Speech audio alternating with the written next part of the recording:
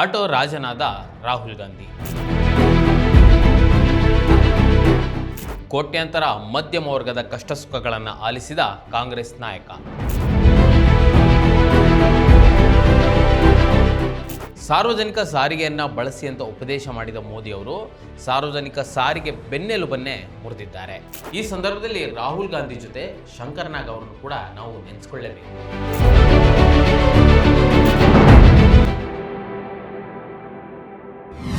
ವೀಕ್ಷಕರೇ ನಮಸ್ಕಾರ, ಇದನ್ನ.comಗೆ ಸ್ವಾಗತ. ನಾನು ಮನೋಜ್ ಆರ್ ಕಂಬಳಿ. ಇಂದು ಭಾರತ ಎರಡು ರೀತಿಯ ವೈರುಧ್ಯಗಳನ್ನು ಎದುರಿಸ್ತಾ ಇದೆ. ಮೊದಲನೇದು, ಅಧಿಕಾರವನ್ನು ಹಿಡಿದುಕೊಂಡು ಭಾರತವನ್ನು ಕೇವಲ ಶ್ರೀಮಂತರ ದೃಷ್ಟಿಯಲ್ಲಿ ನೋಡ್ತಾ ಇರೋದು, ಶ್ರೀಮಂತರ ಉದ್ಧಾರಕ್ಕಾಗಿ ಕಾಯ್ದೆ ಕಾನೂನುಗಳನ್ನು ರೂಪಿಸೋದು, ಸರ್ಕಾರಿ ಸಂಸ್ಥೆಗಳನ್ನೇ ಶ್ರೀಮಂತರಿಗೆ ಮಾರಿಬಿಡೋದು. ಇನ್ನೊಂದು, ಅಧಿಕಾರ ಇಲ್ಲದಿದ್ದರೂ ಭಾರತವನ್ನು ಬಡವರ ದೃಷ್ಟಿಯಿಂದ ನೋಡೋದು, ಅವರ ಕಷ್ಟ ಸುಖಗಳನ್ನು ಆಲಿಸೋದು. ಭಾರತ ಎಂದರೆ ಕೇವಲ ಶ್ರೀಮಂತರು ಮಾತ್ರವಲ್ಲ, ಇಲ್ಲಿ ವಾಸಿಸುವ ಕೋಟ್ಯಾಂತರ ಮಧ್ಯಮ, ಕೆಳ ಮಧ್ಯಮ ಮತ್ತು ಬಡವರು ಕೂಡ ಇದ್ದಾರೆ ಅಂತ ಹೇಳುವುದು. ಈ ಎರಡೂ ವೈರುಧ್ಯಗಳನ್ನು ಭಾರತದ ಇತಿಹಾಸ ಎಂದಿಗೂ ನೆನಪಿಟ್ಕೊಂಡಿರ್ತದೆ. ಪದೇ ಪದೇ ಇದು ಮರುಕಳಿಸುತ್ತಲೇ ಇರ್ತದೆ. ಸ್ವಾತಂತ್ರ್ಯ ಹೋರಾಟ ಒಂದು ಕಥೆಯಲ್ಲ, ಮರೆಮಾಚಿದ ಹೋರಾಟಗಳ ಅನಾವರಣ. ಭಾರತದ ಸ್ವಾತಂತ್ರ್ಯ, ಕರ್ನಾಟಕದ ಏಕೀಕರಣ ಒಂದೇ ಹೋರಾಟದ ಎರಡು ಮುಖಗಳು. ಜೈ ಹಿಂದ್, ಜಯ ಕರ್ನಾಟಕ ವಿಶೇಷಾಂಕ ಈಗಲೇ ಓದಿ ಹಂಚಿಕೊಳ್ಳಿ. ಲೋಕಸಭೆಯ ವಿಪಕ್ಷ ನಾಯಕ ಹಾಗೂ ಕಾಂಗ್ರೆಸ್ನ ಮುಖಂಡ ರಾಹುಲ್ ಗಾಂಧಿ ಮೇ 29ರಂದು ದೆಹಲಿಯ ಬಂಗಾಳಿ ಮಾರುಕಟ್ಟೆ ಪ್ರದೇಶದಲ್ಲಿ ಆಟೋ ರಿಕ್ಷಾ ಚಾಲಕರೊಂದಿಗೆ ಸಂವಾದವನ್ನು ನಡೆಸಿದ್ದಾರೆ. ದಿನದಿಂದ ದಿನಕ್ಕೆ ಹೆಚ್ಚುತ್ತಾ ಇರುವ ವೆಚ್ಚಗಳು ಮತ್ತು ಪ್ರತಿದಿನ ಬದುಕುವುದಕ್ಕಾಗಿಯೇ ನಡೆಸುವ ಹೋರಾಟಗಳ ಬಗ್ಗೆ ಮಾತನಾಡ್ತಾ ಆಟೋ ರಿಕ್ಷಾ ಚಾಲಕರ ಊಟವನ್ನು ಹಂಚಿಕೊಂಡು ತಿಂದಿದ್ದಾರೆ.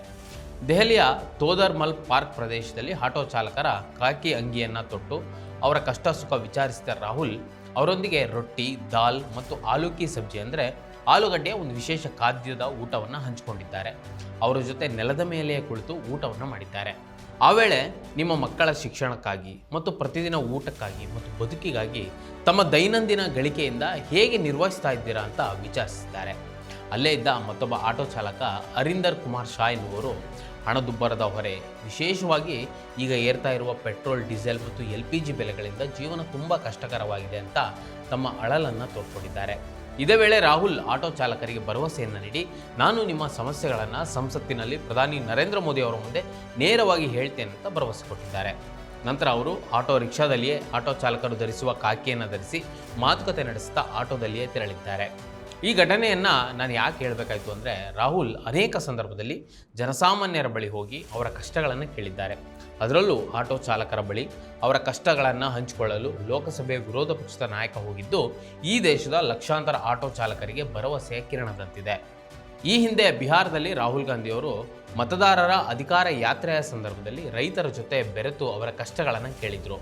ಕತಿಹಾರ್ನಲ್ಲಿನ ಹೊಲಗಳಲ್ಲಿ ಮೊಣಕಾಲು ಆಳಕ್ಕೆ ನಡೆದು ಅವರು ಪಡುವ ಕಷ್ಟಗಳ ಬಗ್ಗೆ ಇಡೀ ಜಗತ್ತಿಗೆ ತಿಳಿಸಿದರು. ಇನ್ನು ಅದಕ್ಕೂ ಮೊದಲು ಚುನಾವಣಾ ಆಯೋಗ ಬಿಹಾರದಲ್ಲಿ SIR ನಡೆಸಿದಾಗ ಲಕ್ಷಾಂತರ ಮತದಾರರನ್ನು ಹೊರಗಿಟ್ಟ ಬಹುತೇಕರಲ್ಲಿ ಸಾವನ್ನಪ್ಪಿದ್ದಾರೆ ಅಂತ ತೋರಿಸಿತ್ತು. ಆ ಸಂದರ್ಭದಲ್ಲಿ ರಾಹುಲ್ ಗಾಂಧಿ ಚುನಾವಣಾ ಆಯೋಗ ಸಾವನ್ನಪ್ಪಿದ್ದಾರೆ ಅಂತ ತೋರಿಸಿ ಮತಪಟ್ಟಿಯಿಂದ ಹೊರಗಿಟ್ಟ ಜನರ ಜೊತೆ ಟೀಯನ್ನು ಕುಡಿದು ಚರ್ಚೆಯನ್ನು ನಡೆಸಿದರು. ಅಂದರೆ ಸುಳ್ಳು ದಾಖಲೆಗಳ ಮೂಲಕ ಅಥವಾ BLOಗಳು ಸರಿಯಾಗಿ ಸಮೀಕ್ಷೆಯನ್ನೇ ನಡೆಸದೆ ಅನೇಕ ಮತದಾರರನ್ನು ಸಾವನ್ನಪ್ಪಿದ್ದಾರೆ ಅಂತ ಬದುಕಿದ್ದವರನ್ನೇ ಮತಪಟ್ಟಿಯಿಂದ ಹೊರಗಿಡಲಾಗಿತ್ತು. ರಾಹುಲ್ ಅವರೆಲ್ಲರ ಜೊತೆ ಟೀ ಕುಡಿದು ಸಂವಾದ ನಡೆಸಿದ್ದು ಇಡೀ ಜಗತ್ತೇ ನೋಡಿತ್ತು. ಇನ್ನು ಅದಕ್ಕೂ ಹಿಂದೆ ದೆಹಲಿಯ ರೈಲ್ವೆ ನಿಲ್ದಾಣದಲ್ಲಿ ಕೂಲಿ ಕೆಲಸ ಮಾಡ್ತಿದ್ದ ಜನರ ಜೊತೆ ಬೆರೆತು ಅವರ ಕಷ್ಟಗಳನ್ನು ಕೇಳಿ ರಾಹುಲ್ ಅವರು ಸಹ ಅವರ ಸಮವಸ್ತ್ರವನ್ನೇ ಧರಿಸಿ ತಾವು ಈ ದೇಶದಲ್ಲಿ ಕೂಲಿ ಜನರನ್ನು ಪ್ರತಿನಿಧಿಸುವ ವ್ಯಕ್ತಿ ಅಂತ ತೋರಿಸಿದ್ರು. ಅದ್ಯಾಕೆ ಅಂದರೆ ಫೆಬ್ರವರಿ 15, 2025ರಂದು ಪ್ರಯಾಗ್ರಾಜ್ನಲ್ಲಿ ನಡೆದ ಮಹಾಕುಂಭಕ್ಕಾಗಿ ಭಾರೀ ಜನಸಂದಣಿ ಪ್ರಯಾಣಿಸುತ್ತಿದ್ದ ವೇಳೆ ನವದೆಹಲಿಯ ರೈಲ್ವೆ ನಿಲ್ದಾಣದಲ್ಲಿ ತೀವ್ರ ಕಾಲ್ತುಳಿತ ಸಂಭವಿಸಿತು. ಇದರ ಪರಿಣಾಮವಾಗಿ 18 ಜನರು ಸಾವನ್ನಪ್ಪಿದ್ರು. ಸಿಕ್ಕಿಬಿದ್ದ ಪ್ರಯಾಣಿಕರನ್ನು ರಕ್ಷಿಸಲು ಮತ್ತು ತುರ್ತು ಪರಿಹಾರ ಕಾರ್ಯದಲ್ಲಿ ಸಹಾಯ ಮಾಡಲು ನಿಲ್ದಾಣದ ಪೋರ್ಟರ್ಗಳು ಅಂದರೆ ಕೂಲಿಗಳು ತಮ್ಮ ಪ್ರಾಣವನ್ನೇ ಪಣಕ್ಕಿಟ್ಟು ಶ್ರಮಿಸಿದರು. ಅದಾಗಿ 15 ದಿನದ ನಂತರ ರಾಹುಲ್ ಗಾಂಧಿ ಮಾರ್ಚ್ 1, 2025ರಂದು ಕೂಲಿಯವರನ್ನು ಭೇಟಿ ಮಾಡಿ ಎಲ್ಲರ ಪರವಾಗಿ ಅವರಿಗೆ ಧನ್ಯವಾದವನ್ನು ಅರ್ಪಿಸಿದರು. ಆ ಸಂದರ್ಭದಲ್ಲಿ ಮಾನವೀಯತೆಯ ಬೆಳಕು ಕತ್ತಲೆಯ ಕಾಲದಲ್ಲಿ ಪ್ರಕಾಶಮಾನವಾಗಿ ಬೆಳಗ್ತದೆ ಅಂತ ಹೇಳಿದರು. ನಾನು ಈ 3 ಘಟನೆಗಳನ್ನು ಯಾಕೆ ನೆನಪಿಸ್ತು ಅಂದರೆ, ನಾನು ಮೊದಲೇ ಹೇಳಿದ ಹಾಗೆ ಎರಡು ರೀತಿಯ ವೈರುಧ್ಯಗಳಲ್ಲಿ ಭಾರತ ಇದೆ. ಅಂದರೆ ಭಾರತ ಅಂದರೆ ಕೇವಲ ಶ್ರೀಮಂತರಲ್ಲ, ಈ ದೇಶದ ಶ್ರೀಸಾಮಾನ್ಯನೂ ಕೂಡ ಭಾರತ ಅಂತ ರಾಹುಲ್ ಗಾಂಧಿ ಅನೇಕ ಸಂದರ್ಭದಲ್ಲಿ ತೋರಿಸಿಕೊಟ್ಟಿದ್ದಾರೆ ಮತ್ತು ಸಾಬೀತುಪಡಿಸಿದ್ದಾರೆ. ಇವೆಲ್ಲದರ ಜೊತೆ ಮೊನ್ನೆ ದೆಹಲಿಯ ತೋದರ್ಮಲ್ ಪಾರ್ಕ್ನಲ್ಲಿ ಒಂದಷ್ಟು ಆಟೋ ಚಾಲಕರ ಜೊತೆ ಕೂತು ಅವರ ಬಾಕ್ಸ್ನಲ್ಲಿದ್ದ ಆಹಾರವನ್ನು ಅಂದರೆ ಊಟವನ್ನು ಹಂಚಿಕೊಂಡು ಅವರು ತೊಡುವ ಕಾಕಿ ಅಂಗಿಯನ್ನು ತೊಟ್ಟು ಅವರ ಕಷ್ಟ ಸುಖಗಳನ್ನು ವಿಚಾರಿಸಿದ ಪರಿ ಈಗ ಸಿಕ್ಕಾಪಟ್ಟೆ ವೈರಲ್ ಆಗ್ತಾ ಇದೆ. ಈಗ ನಾವು ಇದರ ಜೊತೆ ಇನ್ನೊಂದು ವಿಚಾರವನ್ನು ನೆನಪಿಸ್ಕೊಳ್ಳೇಬೇಕು. ನಾವು ಬೇರೆಲ್ಲ ಹೋಗೋದು ಬೇಡ, ನಮ್ಮ ಬೆಂಗಳೂರಿನಲ್ಲಿಯೇ ಸರಿಸುಮಾರು 1,00,000ಕ್ಕೂ ಮೇಲೆ ಆಟೋ ಚಾಲಕರಿದ್ದಾರೆ, ಅಂದರೆ ಆಟೋಗಳಿವೆ. ಇವರೆಲ್ಲರೂ ಮಧ್ಯಮ ಮತ್ತು ಅತ್ಯಂತ ಬಡ ಕುಟುಂಬದವರೇ ಆಗಿರ್ತಾರೆ. ಇವರು ಕೂಡ ಕೇಂದ್ರ ಸರ್ಕಾರದ ಬೆಲೆ ಏರಿಕೆಯಿಂದ ಈಗಾಗಲೇ ತತ್ತರಿಸಿ ಹೋಗಿದ್ದಾರೆ. ನಿಮಗೆಲ್ಲ ನೆನಪಿರ್ಬೋದು, 4 ದಶಕದ ಹಿಂದೆ ನಮ್ಮೆಲ್ಲರ ಪ್ರೀತಿಯ ಶಂಕರ್ ನಾಗ್ ಆಟೋ ಚಾಲಕರ ಪ್ರತಿನಿಧಿಸುವ ಆಟೋ ರಾಜ ಎನ್ನುವ ಸಿನಿಮಾವನ್ನು ಮಾಡಿದರು. ಆ ಸಿನಿಮಾ ಬಂದು ಈಗ ಸುಮಾರು 45 ವರ್ಷಗಳೇ ಆಗಿದ್ದರೂ ಇಂದಿಗೂ ಎಲ್ಲ ಆಟೋ ಚಾಲಕರಿಗೆ ಶಂಕರ್ ನಾಗ್ ಐಕಾನ್ ರೀತಿಯಲ್ಲಿ ಇದ್ದಾರೆ. ನಮ್ಮಂತಹ ಯುವಕರು ಶಂಕರ್ ನಾಗ್ ಅವರನ್ನು ನೋಡದೇ ಹೋದರೂ ಆಟೋಗಳಿಗೆ ಇವರೇ ಐಕಾನ್ ಅಂತ ನಂಬಿದ್ದೇವೆ. ಇದನ್ನು ಕೇವಲ ಐಕಾನ್ ಎನ್ನುವ ರೀತಿಯಲ್ಲಿ ನೋಡೋದಕ್ಕಿಂತ ಕೋಟ್ಯಾಂತರ ಮಧ್ಯಮ ವರ್ಗದ ಕುಟುಂಬದವರ ಪ್ರತಿನಿಧಿ ಥರ ಶಂಕರ್ ನಾಗ್ ಅವರನ್ನು ನಾವು ನೋಡ್ಬೋದು. ಆ ಸಿನಿಮಾದಲ್ಲಿ ಒಂದು ಡೈಲಾಗ್ ಇದೆ, ನಾನು BSc ಓದಿದ್ದೀನಿ ಅಂತ ಶಂಕರ್ ನಾಗ್ ಅವರು ಹೇಳ್ತಾರೆ. ಅದಕ್ಕೆ ಹೀರೋಯಿನ್ BSc ಓದಿ ಆಟೋ ಓಡಿಸ್ತಾ ಇದ್ದೀರಾ ಎನ್ನುವ ಪ್ರಶ್ನೆಯನ್ನು ಕೇಳ್ತಾರೆ. ಅದಕ್ಕೆ ಶಂಕರ್ ನಾಗ್ ಒಂದು ಮಾತು ಹೇಳ್ತಾರೆ, ಓದಿದ್ದು ವಿದ್ಯೆ ಕಲಿಯೋಕ್ಕೋಸ್ಕರ, ಇದು ಹೊಟ್ಟೆಪಾಡಿಗೋಸ್ಕರ ಅಂತಾರೆ. 45 ವರ್ಷಗಳ ಹಿಂದಿನ ಪ್ರಶ್ನೆ ಇಂದಿಗೂ ಶಾಶ್ವತವಾಗಿದೆ. ಅಂದರೆ ಡಿಗ್ರಿ, ಮಾಸ್ಟರ್ ಡಿಗ್ರಿ ಓದಿದ ಎಷ್ಟೋ ಯುವಕರಿಗೆ ಸರಿಯಾದ ಉದ್ಯೋಗವಿಲ್ಲದೆ ತಮ್ಮ ಕುಟುಂಬವನ್ನು ನಡೆಸಲು ಆಟೋ ಓಡಿಸ್ತಿದ್ದಾರೆ. ಅದಕ್ಕೆ ಹೇಳಿದ್ದು ಭಾರತದ ಅತಿ ಹೆಚ್ಚು ಮಧ್ಯಮ ವರ್ಗದ ಕುಟುಂಬಗಳ ಪ್ರತಿನಿಧಿಯಂತೆ ನಮಗೆ ಶಂಕರ್ ನಾಗ್ ಈಗಲೂ ಕಾಣಿಸ್ತಾರೆ. ಇದನ್ನೆಲ್ಲ ನಾನು ಯಾಕೆ ಹೇಳಬೇಕಾಯ್ತು ಅಂದರೆ, ಆಟೋ ಚಾಲಕರಾಗುವುದು ಭಾರತದ ದೊಡ್ಡ ಜನಸಂಖ್ಯೆಯ ಮಧ್ಯಮ ವರ್ಗ ಮತ್ತು ಕೆಳ ಮಧ್ಯಮ ವರ್ಗದ ಕುಟುಂಬಗಳು. ಪ್ರತಿದಿನ ಬದುಕಿಗಾಗಿ ಆಟೋಗಳನ್ನು ಓಡಿಸ್ತಾ ಜೀವನವನ್ನು ಸಾಗಿಸ್ತಿರ್ತಾರೆ. ಅದರಲ್ಲೂ ಮೋದಿ ಸರ್ಕಾರದ ಬೆಲೆ ಏರಿಕೆಗೆ ತತ್ತರಿಸಿ ಹೋಗಿರುವ ಕೋಟ್ಯಾಂತರ ಮಧ್ಯಮ ವರ್ಗದ ಕುಟುಂಬಗಳ ಕಷ್ಟ ಸುಖಗಳನ್ನು ಹಾಗೂ ಗ್ಯಾಸ್ ಸಿಗದೆ ಪರದಾಡ್ತಿರುವ ಆಟೋ ಚಾಲಕರ ಕಷ್ಟಗಳನ್ನು ರಾಹುಲ್ ಗಾಂಧಿ ಆಲಿಸಿದ್ದು ಬಹಳ ಮುಖ್ಯವಾದ ಕ್ಷಣವಾಗಿ ನಮ್ಮೆದುರು ಬಂದು ನಿಲ್ತದೆ. ಮೋದಿ ಸರ್ಕಾರ ಯುದ್ಧದ ಕಾರಣಗಳನ್ನು ಹೇಳಿ LPG ದರವನ್ನು ದಿನದಿಂದ ದಿನಕ್ಕೆ ಏರಿಸ್ತಲೇ ಇದೆ.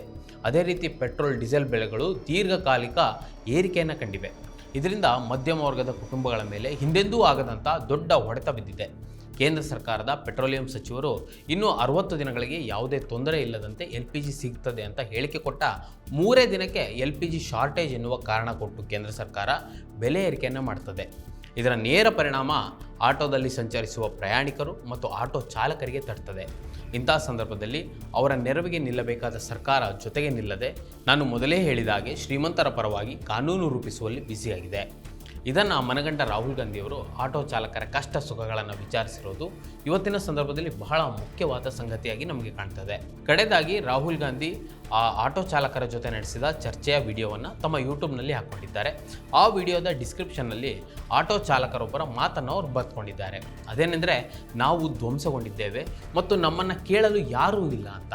ಈ ಒಂದೇ ವಾಕ್ಯ ಭಾರತದಲ್ಲಿನ ಮಧ್ಯಮ ವರ್ಗದ ಕುಟುಂಬಗಳು ಎದುರಿಸ್ತಾ ಇರುವ ಸಂಕಷ್ಟದ ಪರಿಸ್ಥಿತಿಯನ್ನು ಒತ್ತಿ ಹೇಳ್ತದೆ.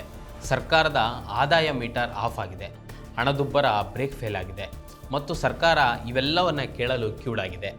CNGಯಿಂದ LPGವರೆಗೆ, ಮಕ್ಕಳ ಶಿಕ್ಷಣದಿಂದ ವೈದ್ಯಕೀಯ ಚಿಕಿತ್ಸೆಯವರೆಗೆ, ಹಾಲಿನಿಂದ ಅಡುಗೆ ಎಣ್ಣೆಯವರೆಗೆ ಏರುತ್ತಾ ಇರುವ ಪ್ರತಿಯೊಂದರ ಬೆಲೆಯು ಜನರ ಬಜೆಟ್ ಮೇಲೆ ಮತ್ತು ಅವರ ಅಡುಗೆ ಮನೆಯ ಮೇಲೂ ನೇರ ದಾಳಿಯಾಗಿ ಮಾರ್ಪಟ್ಟಿದೆ. ಪ್ರಧಾನಿ ಮೋದಿ ಅವರು ಸಾರ್ವಜನಿಕ ಸಾರಿಗೆಯನ್ನು ಬಳಸಿ ಅಂತ ಪುಕ್ಸಟೆ ಸಲಹೆಯನ್ನು ನೀಡ್ತಿದ್ದಾರೆ. ಆದರೆ ಸಾರ್ವಜನಿಕ ಸಾರಿಗೆಯ ಬೆನ್ನೆಲುಬಾಗಿರುವ ಜನರು ಹಣದುಬ್ಬರದ ಭಾರದಿಂದ ಕುಸಿತಾ ಇದ್ದಾರೆ ಅಂತ ಅವರು ಸ್ವಲ್ಪನೂ ಗಮನಿಸ್ತಾ ಇಲ್ಲ. ಇದರ ಬಗ್ಗೆ ಪ್ರಧಾನಿಗಳು ಮಾತನಾಡೋದೇ ಇಲ್ಲ.